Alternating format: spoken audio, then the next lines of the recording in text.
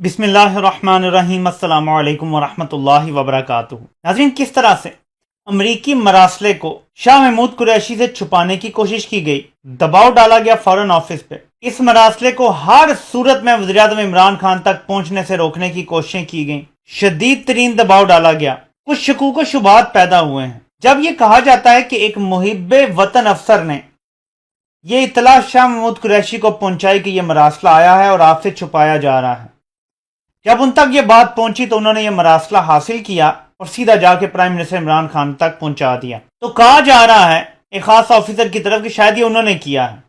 मैं आपको इसके बारे में भी जरा क्लियर बात बताता हूं, लेकिन पहले कुछ सवालात ने जन्म लिया है। कल जो एक बचगाना हरकत की गई, यकीन माने कि मैं अब ये समझ रहा हूं कि इस मुल्क को इस टाइम टीन एज बच्चे चला रहे हैं। आपको पता है मैं ये टर्म यूज करता रहा हूं कि मुल्क बच्चे नहीं चला रहे, उनकी ऐसी सोच नहीं हो सकती, लेकिन अब मैं बहुत घबरा गया हूं। इस कदर बचगाना हरकत की गई है कि कम अज कम मैं तसव्वुर नहीं कर सकता था कि यह किया जाएगा। कुछ सवालात हैं जिन्होंने जन्म लिया है, मैं आपके सामने वो पढ़ता हूं, क्योंकि इन्होंने मरासला आने के बाद जो नेशनल सिक्योरिटी कमेटी की पहली मीटिंग थी उसमें यह कह दिया था कि मुदाखलत हुई है, खुली मुदाखलत हुई है, ब्लेटेंट इंटरफेरेंस कहा गया था, जुबान को गलत कहा गया था, धमकियां में जुबान थी और सब कुछ तस्लीम कर लिया गया था। इस दोबारा प्रेस रिलीज में भी सब कुछ तस्लीम कर लिया है। शहबाज शरीफ ने खुद स्टैंप लगा दिया कि हाँ धमकी आई थी, हाँ मुदाखलत हुई थी और सब कुछ मान लिया है, लेकिन साथ ये ऐड करवाया गया बचपना सोच के साथ ये साजिश नहीं थी और हमने तहकीक कर ली। ये बिल्कुल चाइल्डिश सोच थी।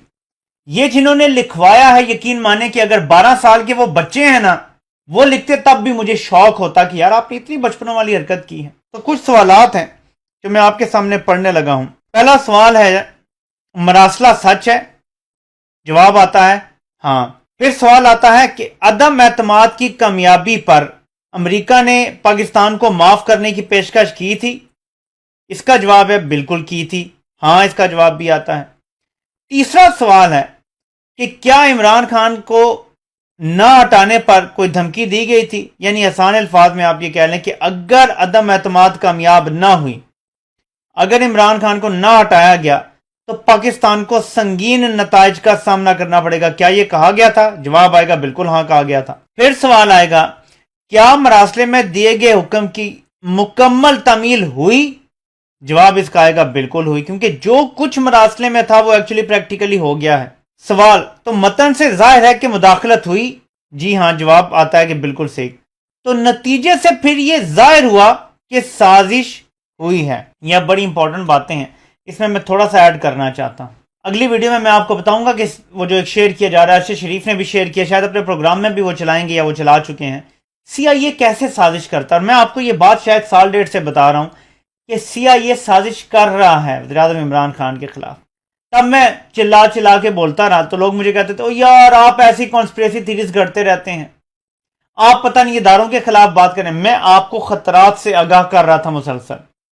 आपको याद होगा मैं एक लफ्ज़ इस्तेमाल करता था बार बार, और पिछले 2 साल से मुसलसल कर रहा था कि इमरान खान की हुकूमत पे कोई शब खून ना मारना, वरना आप अवाम को अपने खिलाफ कर लेंगे और मुल्क में खूनी इनकलाब की तरफ आप लोगों को पुश करेंगे। अभी पता है लोग क्यों रुके हुए हैं? सब नंगे खड़े हैं, बिल्कुल बुरा ना खड़े हैं सर। लोग इसलिए रुके हैं कि इमरान खान ने कहा है कि किसी इदारे के बारे में बात नहीं करनी। इमरान खान ने लोगों को रोक के रखा हुआ है और कहा मेरी अगली कॉल का इंतजार करें। मैं आपको यकीन से कहता हूं, लोग मरने मारने पर तुले हुए हैं, उन्हें गुलामी कबूल नहीं है। इमरान खान का शुक्रिया अदा करना चाहिए सब कुव्वतों को जिसने सबको कंट्रोल किया हुआ है अभी तक। एक कॉल दे दे इमरान खान, लोग अर्दोगान की जो मूवमेंट थी उसको भूल जाएंगे। लोग लिटरली टैंकों पे नीचे लेटने के बजाय टैंकों के अंदर घुसने के लिए भी तैयार बैठे हुए हैं। ये फैक्ट है, इस टाइम ग्राउंड रियलिटी है। आई थिंक सवालात तो उठेंगे ना, जब आप ऐसी हरकतें करते हैं, गलत हरकतें करते हैं तो सवालात तो उठेंगे। खत का वजूद, एक खत में धमकियां में जुबान इस्तेमाल हुई? बिल्कुल हुई। खत में कहा गया हुकूमत गिर गई तो माफ कर देंगे? बिल्कुल दुरुस्त। खत में कहा गया खान की हुकूमत ना गिरी तो नताइज भुगतना होंगे? बिल्कुल दुरुस्त। ये मैं शॉर्ट में आपको बार बार इसलिए बता रहा हूं, खत से पाकिस्तान में अमेरिकी मुदाखलत साबित हो गई। अब इसमें असल चीज क्या है ये समझ लें जरा। ये सवालात एक बंदा नहीं कर रहा, ये तकरीबन हर पाकिस्तानी कर रहा है। ये सवालात क्यों किए जा रहे हैं? देखें, एक सिंपल मैं आपको तरीका बताता हूं कि कैसे होते हैं ये सारे मामला चलते हैं, और फिर मैं आता हूं उसकी तरफ कि ये खत जो छुपाया गया دباؤ کون ڈالتا رہا, آرٹیکل 6 کا معاملہ کس پر بن سکتا ہے, کیوں خطرات ہیں, کیوں سازش کو نہیں قبول کیا جا رہا. دیکھیں امریکہ یہ تو نہیں کہتا کہ میں آپ کے خلاف سازش کر رہا ہوں, جا کے پاکستان کو بتا دو, یہ تو نہیں ہوگا نا, نہ وہ امبیسڈر کو یہ بتائے گا. امریکہ نے دھمکی دی, یہاں بڑے صاحب لیٹ گئے. ساری کہانی یہ ہے, میں لمبی تفصیل میں جاؤں تو کوئی فائدہ نہیں ہے. پرویز مشرف جب اقتدار میں تھا 2001 میں 9/11 ہوا, اس وقت کے ڈی جی آئی ایس آئی کو رچرڈ آرمٹیج نے فون کیا, وہ بھی ایسی سیکنڈ انڈر سیکرٹری تھا یا کچھ ایسے ہی تھا. اس نے فون کیا اور اس نے کہا جی کہ آپ ہماری یہ بات مانیں گے نہیں تو ہم آپ کو پتھر کے زمانے میں دھکیل دیں گے. ڈی جی آئی ایس آئی بھاگتا بھاگتا آیا مشرف کے پاس, مجھے اب یاد نہیں ان کا نام کیا تھا. انہوں نے مشرف کو پیغام دیا اور مشرف صاحب لیٹ گئے. انہوں نے اگر 4 چیزیں مانگی تھی, انہوں نے 10 دے دیں. وہ خود حیران ہوئے کہ اتنا کچھ تو ہم بھی نہیں سوچتے تھے کہ دیں گے, ہمیں لگتا تھا کچھ تو ریزسٹ کریں گے, انہوں نے سب کچھ دے دیا. سمجھ لیں. اس کے بعد اگلا نمبر آتا ہے جنرل کیانی کا. General Kayani D G I S I تھے اور پرویز مشرف تھے, سے وردی اتاری تو وہ آرمی چیف بن گئے. انہوں نے پھر ڈیل کی اور یہ ساری کونڈلیزا رائس اور یہ برطانیہ نے ڈیل کروائی, جس میں ان 2 چوروں کو بٹھانا تھا اور امریکی جنگ کو یہاں پہ مزید بڑھانا تھا. ڈرون حملوں میں اضافہ ہونا تھا, پاکستان کو ڈو مور کہنا تھا, پاکستان نے آپریشنز کرنے تھے. وہ سب کچھ ہوا پچھلے 10 سالوں میں, 2008 سے 2018. وہاں بھی لیٹ گئے ایک صاحب. اب دوبارہ سے امریکہ نے کیا کیا, امریکہ کیا کرتا ہے, ہمیشہ دھمکی دیتا ہے. یہ کر دو گے تو یہ مان لیں گے, یہ نہیں کرو گے تو یعنی 2008 کا جو ہے 2007 کا این آر او تھا, اس کی سب سے بڑی نشانی یہ کہ آئی ایم ایف نے آپ کو $10 ارب آسان ترین شرائط پہ دے دیے تھے. پاکستان دیوالیہ ہوا پڑا تھا, لیکن آپ کو آسان ترین شرائط پہ $10 ارب دے دیا آئی ایم ایف نے. کیسے دے دیے بھائی؟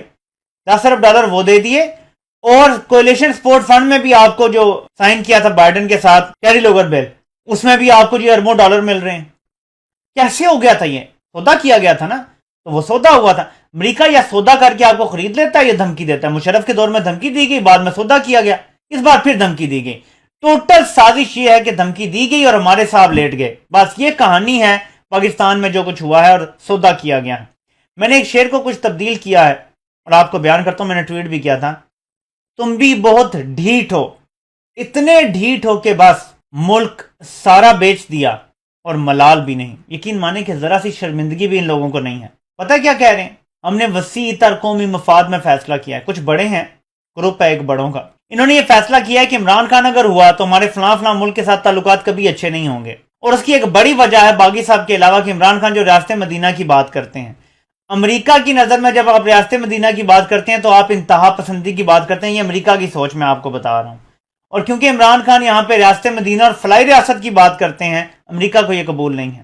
نبی پاک صلی اللہ علیہ وسلم کی حرمت کی بات کرتا ہے عمران خان, یہ امریکہ کو قبول نہیں ہے. میں آپ کو فیکٹ بتا رہا ہوں, یہ کوئی خیالی بات نہیں ہے. عمران خان نے ہنٹ دی تھی اس حوالے سے, امریکہ کو اور مغرب کو ریاست مدینہ کے نام سے چڑ ہے, اس لیے عمران خان قابل قبول نہیں ہے. اور اس لیے کچھ بڑوں نے یہ فیصلہ کیا ہے کہ عمران خان کو ہر صورت روکنا ہے. بے شک ملک میں انارکی پہلے, فساد ہو, خونی انقلاب آ جائے, عمران خان کو نہیں آنے دینا دوبارہ. یہ فیصلہ ہو چکا ہے. اب عوام کی طاقت نے اس فیصلے کو بدلنا ہے. یہ عوام نے فیصلہ کرنا ہے کہ وہ کیا چاہتے ہیں. تو میں آتا ہوں اب اس کانسپریسی کی طرف کہ کیسے ہوئی. اگر کوئی سازش نہیں تھی تو اس مراسلے کو شاہ محمود قریشی تک پہنچنے سے کیوں روکتے رہے, دباؤ کیوں ڈالتے رہے؟ اگر سازش نہیں تھی, یہ میرا سوال ہے, اب یہ میرا ذاتی سوال ہے. اگر سازش نہیں تھی تو اس مراسلے کو وزیر اعظم تک پہنچنے سے کیوں روکتے رہے؟ اگر یہ سازش نہیں تھی تو 8 سے 9 مارچ کے درمیان اس مراسلے کو چوری کرنے کی کیوں کوشش کی گئی, غائب کرنے کی کیوں کوشش کی گئی, اپنے کنٹرول میں لینے کی کیوں کوشش کی گئی؟ اگر یہ سازش نہیں تھی تو وزیر اعظم عمران خان کو کیوں مشورے دیے جاتے رہے مسلسل 1 مہینہ تقریباً 20 دن تقریباً تھے جب سے آیا تھا کہ پلیز اس کا ذکر نہ کریں, اس کو کبھی مت دکھائیں, کسی کے سامنے مت لائیں. کیوں جب بھی عمران خان نے دکھانے کا جلسے میں لہرایا, کیوں ہائی کورٹ سے فوراً آرڈر کروایا گیا کہ اس کو بالکل آپ نے دکھانا نہیں ہے کسی کو؟ اگر سازش نہیں تھی تو یہ سب کیسے ہوتا رہا؟ کیوں اس مراسلے کو روکنے کی کوشش کی جاتی رہی؟ کوئی بتا دے. اب امریکہ کہتا ہے فلاں بندے کو ہٹانا ہے. اگر سازش نہیں تھی تو آپ نئے الیکشن کی طرف کیوں نہیں چلے گئے؟ کیوں اتوار والے دن سپریم کورٹ کھلی اور جو فیصلہ ہو چکا تھا اسپیکر کا کہ عدم اعتماد قبول نہیں ہے, اور عمران خان نے اسمبلی توڑ دی تھی اور الیکشن میں چلے گئے تھے. سازش کی سب سے بڑی نشانی یہ ہے کہ کیونکہ آرڈر یہ تھا مالک کا کہ عدم اعتماد ہی کامیاب کرنی ہے اس کے خلاف, تو الیکشن کو ریورس کروایا گیا. فیصلہ ریورس ہوا اسپیکر کا, جو پاکستان کی تاریخ میں کبھی نہیں ہوا کہ اسپیکر کا فیصلہ ریورس ہوا ہو کسی عدالت سے. اسپیکر کا فیصلہ ریورس کروایا گیا. رولنگ تھی اسپیکر کی جو آئین پروٹیکشن دیتا ہے, آرٹیکل 69. اور اس کے بعد امریکہ کا آرڈر مانا گیا اور الیکشن پروسیس کو ریورس کروا کے عدم اعتماد کو کامیاب کروایا گیا، اور پھر امریکہ کو بتایا گیا حضور آپ نے جو کہا تھا ہم نے وہ کر دیا ہے، عدم اعتماد ہی کامیاب کروائی ہے، ورنہ تو حکومت تو چلی گئی تھی۔ اگر امریکہ صرف حکومت لے کے جانا چاہتا تو وہ تو چلی گئی تھی، الیکشن میں چلے گئے تھے، الیکشن میں دھاندلی کر لیتے، نہ آنے دیتے عمران خان کو، جیل میں ڈال دیتے، لیکن آرڈر یہ تھا مائی باغ کا کہ اس کو سبق سکھانا ہے، اس کے خلاف نو کانفیڈنس موشن کرو، اور پھر وہی ہوا۔ یہ کیسے ہوا بتائیں اگر سازش نہیں تھی تو؟ سازش کے سارے کردار یہاں پر ہیں، یاد رکھیں باہر سے بیٹھا ہوا جو دشمن ہوتا ہے نا وہ سازش صرف گھڑتا ہے، یہاں پہ موروں کو ہلاتا ہے تو مداخلت ہوتی ہے، تو مداخلت تسلیم کر لی، اس کا مطلب ہے آپ نے سازش تو آٹومیٹکلی تسلیم کر لی ہے۔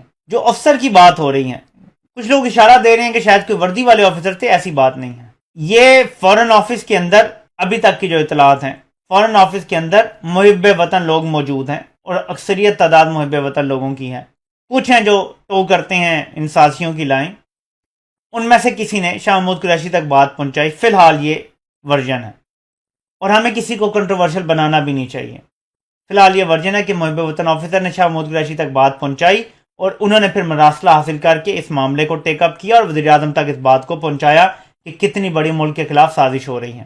آپ اگر مراسلے کے الفاظ دیکھیں اور پھر پریکٹیکل گراؤنڈ پہ دیکھیں، آپ کو لگے گا کہ ہو بہو ڈیلیور کیا گیا ہے امریکہ کو، جو امریکہ نے کہا تھا وہ اسے ڈیلیور کر کے پلیٹ پہ رکھ کے سلور پلاٹر پہ دیا گیا ہے۔ عمران خان کو باندھ کے امریکہ کی مرضی سے آگے رکھا گیا ہے کسائیوں کے، یہی تو امریکہ چاہتا تھا کہ اس کی اکڑ نکالنی ہے ہم نے۔ الیکشن میں چلے جاتے نا، عمران خان کی اکڑ نہیں نکلنی تھی، امریکہ عمران خان کی اکڑ نکالنا چاہتا تھا، انہیں یہ لگتا تھا، سروے انہوں نے بھی کروائے ہوئے تھے، عوام میں غیر مقبول ہو گیا ہے، ایک بار نو کانفیڈنس سے نکلے گا، اس کی اکڑ نکل جائے گی، گھر جا کے بیٹھے کے بعد میں اس کو جیلوں میں ڈالیں گے، یہ کیس وہ کیس، وہ عوام اتنی زیادہ نکل آئی کہ کوئی اینٹیسپیٹ نہیں کر رہا تھا، سی آئی اے کو بھی شوق لگا ہے، اور ہمارے ادھر لوکل جو میر جعفر ہیں ان کو بھی شوق لگا ہے۔ میں دیکھیں کھل کے بات اس لیے کرتا ہوں کہ بات پاکستان کی آزادی خود مختاری سالمیت پہ آ گئی، اور پاکستان کی آزادی سے بڑھ کے نہ کوئی حکمران ہے، نہ کوئی ادارہ اس کا سربراہ ہے، نہ کوئی ہمیں نہیں، ہمیں پاکستان پہلے، اور پاکستان کا دفاع پاکستان کی عوام کریں گے۔ کوئی اپنے آپ کو بڑا کھڑپینچ نہ سمجھے، اور میں یہاں پہ ایک اور عام عوام کے لیے بات کرنا چاہتا ہوں۔ فرعون کا لشکر ہمیشہ بڑا ہوتا ہے، لیکن اس کا انجام دیکھ لیں کیا ہوا تھا۔ ابھی آپ کو ایسا لگے گا کہ عمران خان کے خلاف طاقتور ادارے بھی سیم پیج پر ہیں، سارے ڈاکو سیم پیج پر ہیں، امریکہ ان کی سرپرستی کر رہا ہے، ہر چیز خلاف ہے عمران خان کے۔ فرعون کے پاس بھی ساری طاقتیں تھیں، موسیٰ علیہ السلام کے پاس رب کی ذات تھی، تو یہ حضرت موسیٰ علیہ السلام کی سنت ہے کہ بڑے لشکروں سے ٹکرا جاؤ۔ یہ حضرت امام حسین رضی اللہ تعالیٰ عنہ کی سنت ہے کہ لشکر نہیں دیکھے جاتے، جب آپ حق پہ کھڑے ہوتے ہو تو ڈٹ جاؤ حسین کے انکار کی طرح۔ عمران خان نے ان کی سنت زندہ کر دی ہے، جو نبیوں کی بھی سنت ہے اور اہل بیت کی بھی سنت ہے، کہ فرعون کے سامنے یا یزید کے سامنے کھڑے ہو جاؤ، ڈٹ کے کھڑے ہو جاؤ۔